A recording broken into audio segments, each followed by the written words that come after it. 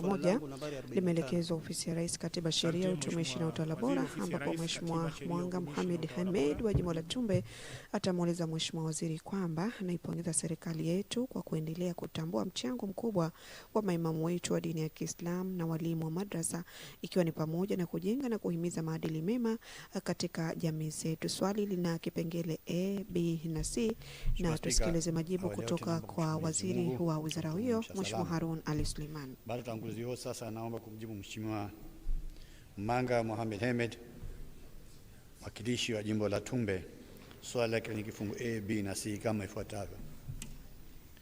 Ofisi ya Mufti Mkuu Pemba tarehe 28 Januari 2026 ilikutana kufanya mazungumzo na walimu wa madrasa pamoja na maimamu wa misikiti ya mkoa wa Kaskazini Pemba wakiwemo wa Tumbe. Katika kikao hicho, wizara kupitia ofisi ya Mufti ilitoa shukrani kwa viongozi hao wa dini kwa mchango wao mkubwa wa kuiunga mkono serikali na kuelimisha jamii, hususan katika kuhimiza amani na utulivu nchini. Jibu B, serikali kupitia ofisi ya Mufti Mkuu wa Zanzibar inaendelea kuwatambua maimamu wa misikiti na walimu wa madrasa nchi nzima kwa kuendesha zoezi la usajili mpya wa misikiti na madrasa kwa Unguja na Pemba. Hadi sasa jumla ya misikiti 1367 na madrasa 2878 imesajiliwa. Aidha, ofisi ya Mufti inaendelea kutoa mafunzo ya ualimu kwa walimu wa madrasa ili kuwatambua kwa mujibu wa viwango vya elimu ya dunia na akhera, pamoja na kuongezea mbinu bora za ufundishaji wa kisasa. Jumla ya walimu 1492 wamepatiwa mafunzo hayo, wakiwemo wanaume 1789 na wanawake 2303 Unguja na Pemba. Jibu C, serikali kupitia ofisi ya Mufti wa Zanzibar imeanzisha kamati ya kitaifa ya kuimarisha madrasa za Zanzibar iliyozinduliwa rasmi na Mheshimiwa Dr. Hussein Ali Hassan Mwinyi, Rais wa Zanzibar na mwenyekiti wa Baraza la Mapinduzi tarehe 26 Juni 2025. Lengo la kamati hiyo ni kuwatambua walimu wa madrasa na kupanga mikakati ya kudumu ya kufanya maslahi yao kuwa bora zaidi kwa mujibu wa viwango vya elimu waliofikia. Sambamba na hilo, serikali kupitia ofisi ya Mufti Mkuu imeazimia kuanzisha mfuko maalum wa hiari wa kuwachangia walimu wa madrasa kwa wafanyakazi wa serikali kwa lengo la kuinua hali zao za kiuchumi. Asante. Mheshimiwa Mwanga Mohamed Hamed, swali la nyongeza. Mheshimiwa Spika,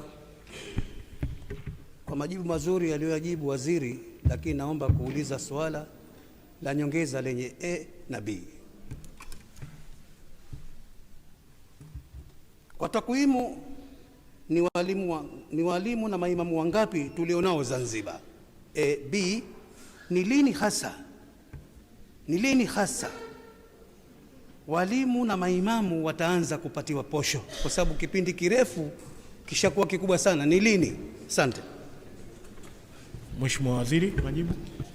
Mheshimiwa, naomba kumjibu Mheshimiwa Mwanga Mohamed Hamed, shekhe wetu kutoka Tumbe, swali lake la nyongeza ni A na B kama ifuatavyo.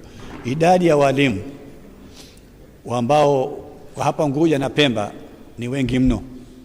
Sasa siwezi kumpa nambari ya moja kwa moja, isipokuwa inshallah tukijaliwa tutamletea kwa maandishi idadi ya walimu wale ambao tumewatambua rasmi na tumewasajili, kwa sababu sio kusalisha tu msikitini ndio imamu. Kuna wale wa maimamu ambao wana sifa za kuwa maimamu ambao wanatambuliwa na ofisi ya Mufti. Kwa hivyo ni wale tu ambao nitakuletea idadi, sio kwamba leo imamu hayupo tanaambiwa mtu yote aingie kibla. Sio hivyo. Kwa hivyo inshallah tutafanya kusoma maslahi yao kama nilivyozungumza. Tayari tunaratibu mipango mizuri kupitia ofisi ya Mufti ili kuhakikisha kwamba angalau tunawapatia sabuni katika kipindi kifupi kijacho inshallah.